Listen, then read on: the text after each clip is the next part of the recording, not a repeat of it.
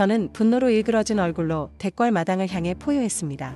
선비들의 비명과 서책 타는 냄새가 궁궐을 뒤덮은 전대미문의 위기. 이런 잔인한 숙청이 시작된 데에는 이유가 있었습니다. 1498년 명나라는 홍치제가 다스리며 유교적 안정을 누리던 시기였습니다. 하지만 조선 내부에서는 성종 시절 등용된 살인 세력이 훈구파의 비리를 비판하며 세를 키우고 있었지요. 그때 김일손이 쓴 사초에 실린 김종직의 조의제문이 문제가 되었습니다.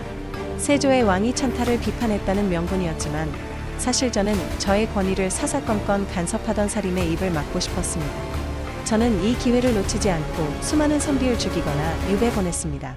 왕권에 도전하는 자는 죽어서도 편치 못할 것이라는 경고. 그것이 조선의 첫 번째 사화인 무오사화의 본질이었습니다. 임사홍이 내민 피 묻은 적삼을 부여잡고 저는 미친 듯이 울부짖었습니다. 조정을 피로 물들인 광기 어린 복수국이 시작된 위기. 이런 참혹한 사태가 벌어진 데에는 이유가 있었습니다. 1504년 성종의 태평성대는 이미 과거의 일이 되었습니다. 저는 훈구파와 살인파가 뒤섞여 저를 압박하는 상황에 환멸을 느끼고 있었지요. 그때 패비윤 씨의 비극적인 죽음이 제 앞에 다시 나타났습니다. 어머니가 사약을 마실 때 피를 쏟았다는 적삼을 본 순간 제 안에 억눌렸던 증오가 폭발했습니다. 저는 당시 어머니의 폐위에 가담했던 훈구 대신들은 물론 이미 죽은 자들의 무덤까지 파헤치는 부관참시를 단행했습니다. 조정은 거대한 도살장이 되었고 법도와 예의는 사라졌습니다. 오직 죽은 어머니에 대한 뒤늦은 복수와 왕이라는 이름의 절대적인 폭력만이 남았을 뿐입니다.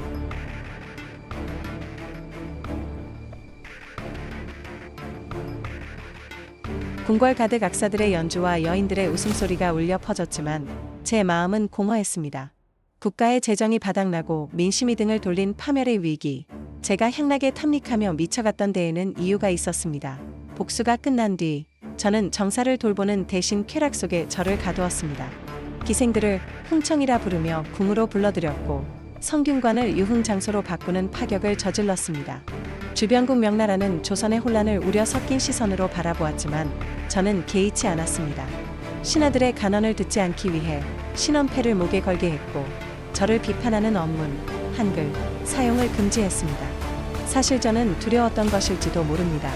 언제 어디서 날아올지 모르는 배신의 칼날을 잇기 위해 저는 더 화려하고 더 자극적인 잔치를 벌여야만 했습니다. 그 끝이 벼랑 끝이라는 것을 알면서도 저는 멈출 수 없었습니다.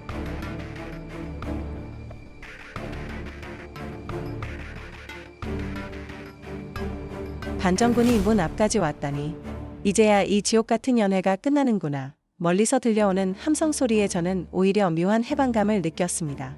12년의 폭정이 무너지고 왕위에서 쫓겨난 패주의 위기.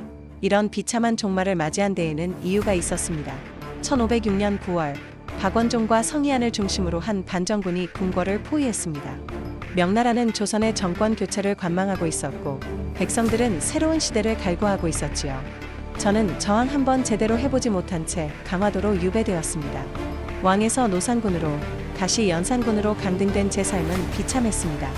유배지에서 병이 깊어진 저는 고작 2달 만에 31살의 나이로 생을 마감했습니다. 사람들은 저를 조선 최악의 폭군이라 기록하겠지요. 하지만 피로 얼룩진 제 기록 뒤에는 어머니를 잃은 아이의 슬픔과 절대 권력을 갈망했던 광기 어린 인간의 고독이 서려 있었습니다.